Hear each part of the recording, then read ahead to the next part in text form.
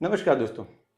आज की हमारी सफ़र थोड़ी लंबी होने वाली है क्योंकि आज हम जाने वाले हैं वेदों, पुराणों और रामायण महाभारत की ओर। तो आइए देखते हैं कि आज का हमारा विषय किस तरह से इन सब से जुड़ा हुआ है।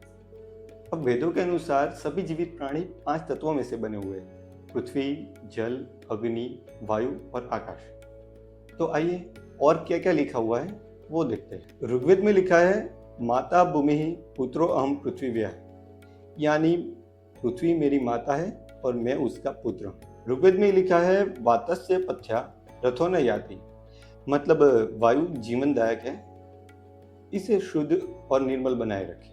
अथर्ववेद में लिखा है, आपः स्वच्छा बहुजानः पूतः भवन्तु, यानी पानी शुद्ध हो, जीवनदायक हो और हमें पवित्र बनाए रखे। ऋग्वेद में एक जगह पर लिखा है, औषधयः संवदन्तु, ये वृक्षों के बारे में बात है। लिखा है कि हे औषधि, तुम सब मिलकर हमारे जीवन को कल्याणकारी बनाओ।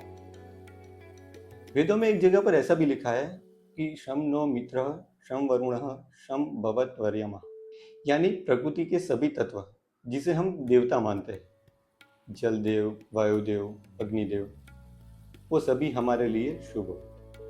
अब और भी इंफॉर्मेटिव बातें करते हैं। तो चलो दोस्तों, अब देखते हैं कि हमारे वेदों में, पुराणों में, हमारे रामायण महाभारत जैसे महाकाव्यों में कौन कौन सी बातों का वर्णन किया हुआ है।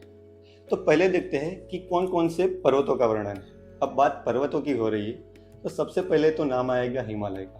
और हिमालय में कैलाश, आदि कैलाश और ओम पर्वत जैसे पर्वतों की बात की गई। उसके अलावा वायु पुराण की बात की जाए तो उसमें महेंद्रगिरी और मलय पर्वत जैसे कुल 7 कुल पर्वतों की बात की हुई है। मेरु और सुमेरु जैसे पर्वतों की बात होती है। अरावली, विंध्याचल और त्रिकुट पर्वत की बात होती है। रैवतक यानी गिरनार का भी उल्लेख है। अब जब बात होती है समुद्र मंथन की, तब हम मंदरांचल पर्वत को कैसे भूल सकते हैं, जिसे हम मंदार भी कहते हैं। रामायण में भी हम देखते हैं कि जब संजीवनी जड़ी बूटी की जरूरत पड़ी तो भगवान हनुमान द्रोणागिरी पर्वत को उठाकर लेके आए। श्री कृष्ण भगवान ने तो गोवर्धन पर्वत को उंगली पे उठा लिया था। उसके अलावा नीलगिरी, अष्टगिरी, ऋषभगिरी और सप्तशृंग जैसे पर्वतों की बात होती है। अब बात करते हैं नदियों की। तो सबसे पहले आपको पता ही है कि गंगा की बात होगी। गंगा जो शिव जी की जटा में से निकलती है और भीष्म की माता कहलाती है। उसके अलावा जब श्री कृष्ण के जन्म और उनके बचपन की बातें होती है तो भला यमुना को कैसे भूल सकते हैं। गंगा, यमुना, सरस्वती, सिंधु, नर्मदा, ताप्ती, गोदावरी, कृष्णा, कावेरी ऐसी कई नदियों का उल्लेख है। जब श्री राम की नगरी अयोध्या की बात हो तो सरयू नदी की बात होती है, और जब महाकुंभ की बात हो तो उज्जैन में से प्रसार होने वाली क्षिप्रा नदी की भी बात होती है। उसके अलावा सदा नीरा नाम से घाघरा नदी की भी बात होती है और विपाशा के नाम से बियास नदी की भी बात होती है। अब ये सारी नदियां जाके मिलती है समुद्र में, और इन ग्रंथों में कई सारे समुद्रों का भी उल्लेख किया हुआ है। उसमें विष्णु पुराण और भागवत पुराण में सप्त समुद्र और उससे घिरे हुए सप्तद्वीप की भी बात की जाती है। जब समुद्र मंथन की बात होती है तो उसमें क्षीर सागर की बात होती है।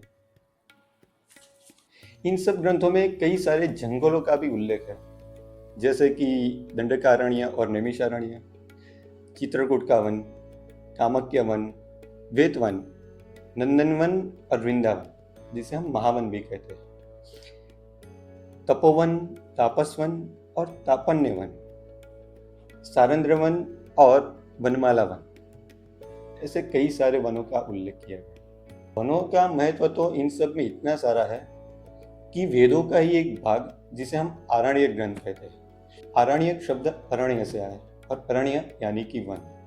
और तो और जिंदगी के जो 4 पड़ाव का उल्लेख इनमें से मिलता है, उनमें से भी एक वानप्रस्थाश्रम, वो साधना और आत्मचिंतन के लिए वन में प्रस्थान करने का उपदेश देता है। चलो अब देखते हैं कि पशुओं और पक्षियों का भी इनमें किस तरह से उल्लेख किया गया है।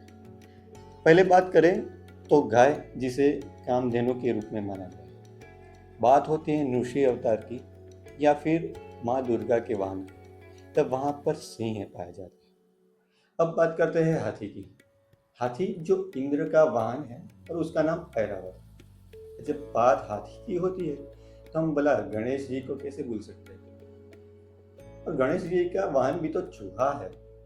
और गणेश जी के भाई कार्तिकेय का भी वाहन मोर है। गणेश जी के पिता शिव जी एक बाघ की छाल पर बैठते हैं और उनका वाहन एक बैल है जिसका नाम नंदी है।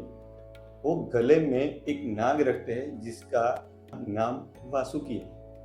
अब उसके अलावा महाभारत में तक्षक नाम के नाग की भी बात है। अब जब बात महाभारत की है तो हम अश्वत्थामा को कैसे भूल सकते हैं। नहीं नहीं, वो अश्वत्थामा नहीं, वो हाथी जिसका नाम अश्वत्थामा रखा गया, जिसके कारण युधिष्ठिर को बोलना पड़ा था नरोवा कुंजरोवा, और उसी की वजह से उनको स्वर्ग में जाते हुए रोका गया। अब जब स्वर्ग में जा रहे थे तो उनके साथ कुत्ता भी तो था, कुत्ता जो काल भैरव का भी वाहन है। महाभारत में अर्जुन के रथ के ऊपर हनुमान जी विराजमान होते थे जो राम के भक्त थे, और वो एक वानर थे। श्री राम जब लंका जा रहे थे तब उनको हनुमान जी मिले जो वानर का रूप थे। और हाँ, सुग्रीव और वाली भी तो थे, वो भी वानर थे। लंका तो उनके साथ पूरी वानर सेना गई थी, और वानर सेना में एक थे जाम्बुवंत, वो एक भालू थे। वो लंका गए तो उनको जाने के लिए रास्ता दिखाया था जटायु ने, और वो एक गिद्ध था। लेकिन उनको लंका जाना क्यों पड़ा? एक हिरण की वजह से। भगवान श्री राम जब लंका से वापस आए तो उन्होंने अश्वमेध यज्ञ किया, और अश्वमेध यज्ञ करने के लिए भी घोड़े की जरूरत होती है। श्री राम पशु पंखियों को बहुत प्रेम करते थे, और हमने कहानी भी तो सुनी है गिलहरी की। श्री राम जो भगवान विष्णु के 7वें अवतार थे। भगवान विष्णु जो शेषनाग के ऊपर लक्ष्मी जी के साथ विराजमान होते हैं। लक्ष्मी जी का वाहन भी तो उल्लू है। विष्णु भगवान के भी 10 अवतार थे। उनमें पहला अवतार मत्स्य का यानी मछली का, दूसरा कुर्म का यानी कछुए का, तीसरा वराह का यानी एक सुअर का, और चौथा नृसिंह यानी आधे सिंह और आधे नर का।